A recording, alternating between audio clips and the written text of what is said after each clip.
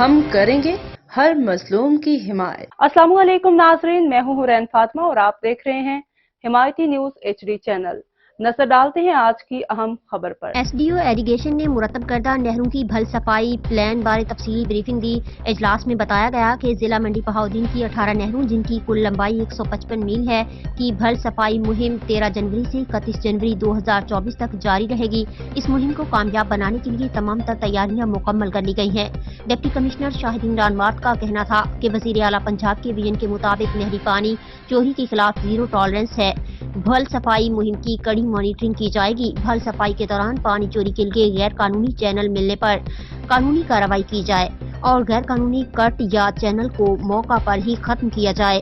انہوں نے ہدایت کی کہ کاشتکاروں کو نہری پانی کی فراہمی کو ممکن بنانے کے لیے نہروں اور راجباہوں کی بھل صفائی 100% مکمل کروائی جائے۔ مزید خبروں اور اپڈیٹ سے باخبر رہنے کے لیے دیکھتے رہیں حمایتی نیوز HD چینل۔